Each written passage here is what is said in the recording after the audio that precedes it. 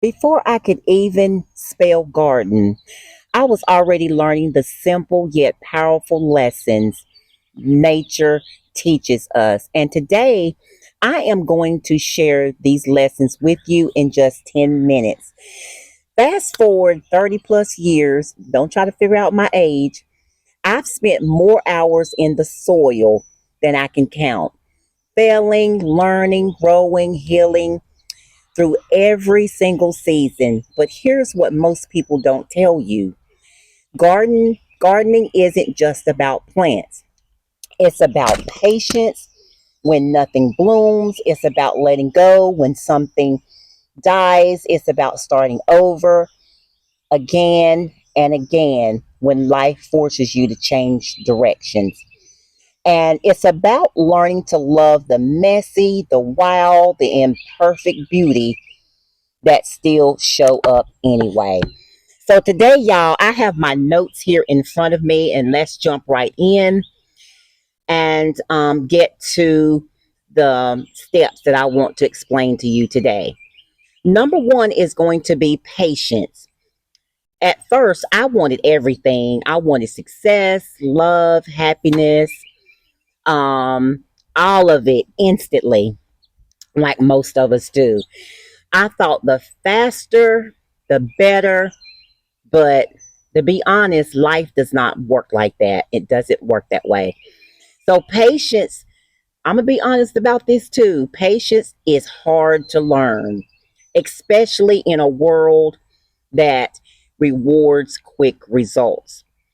But the more I learn to slow down, the more I've seen how growth unfolds in its own time, the more I understood God's timing. Is it my timing? And I must say that waiting on His timing is worth the wait. You might say God is letting you down, He's letting you learn. You might feel like it's a breakdown, but it's honestly a buildup. Understanding that comebacks are always stronger than setbacks. So, just like gardening, we sometimes can't see the roots working beneath the surface. But trust me, they are.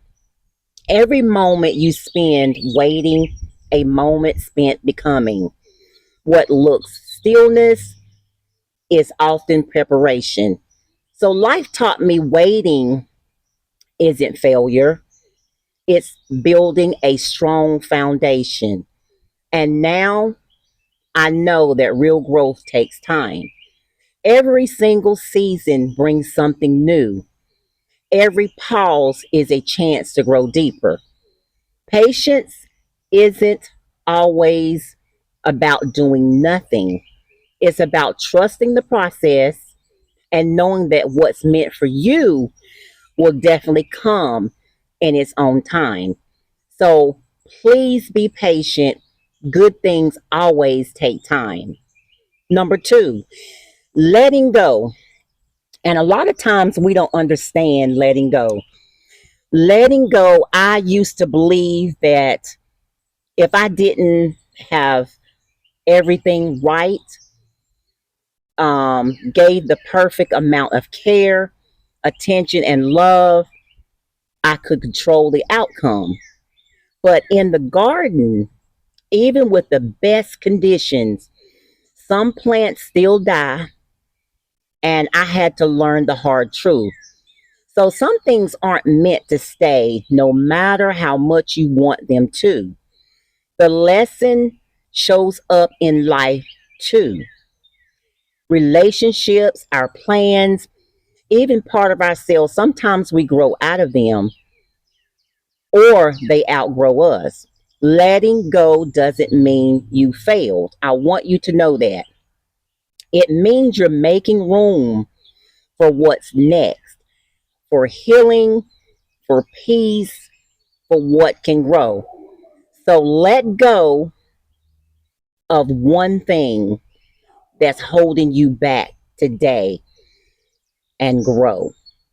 Number three is starting over. There's something incredibly freeing about starting fresh.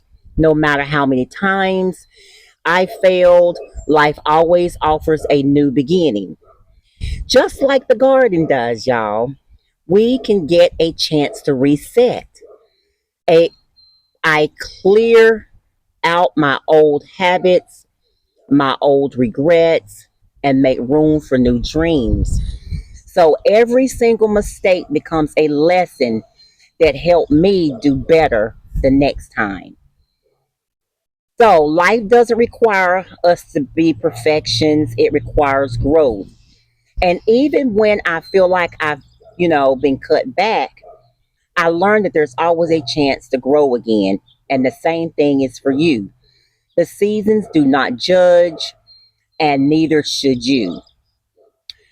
Starting over is definitely not failure, like I said, and it's a chance to start with more wisdom, more strength, and more grace. It doesn't matter how many times you fall, how many times you have started over. Each new beginning is a chance to bloom again. So, the action step that I want you to think about today is I want you to start fresh. Choose one small thing to begin again. That is your action step for today. Number 4, beauty in perfection. One of the biggest lessons from gardening for beauty it taught me was that perfection isn't the goal, authenticity is. The crooked stems, the wild edges, the unexpected pops of color, these imperfections are what makes a garden real. Us as women, y'all, we tend to be harder on ourselves than men. And I learned to embrace the messy beauty of nature. I began to stop trying to fix myself. I realized that our flaws, the quirks, are what makes us uniquely beautiful. Perfect does not exist, and trying to attain it often keeps us from seeing the beauty in what already is, just like a garden. We don't have to be flawless to be worthy, to be loved, to have peace and happiness. For you women out here, and I'm not throwing any shade for, you want to look better, you want to be beautiful as possible. A lot of women go into getting plastic surgery done. You don't have to do that. God made all of us, and He said that we are fearfully and wonderfully made, except your nose. If you have a large nose, then that's the way God made you. If you have small lips, it doesn't mean that you have to have larger lips to be attractive. So, you are beautiful the way you are.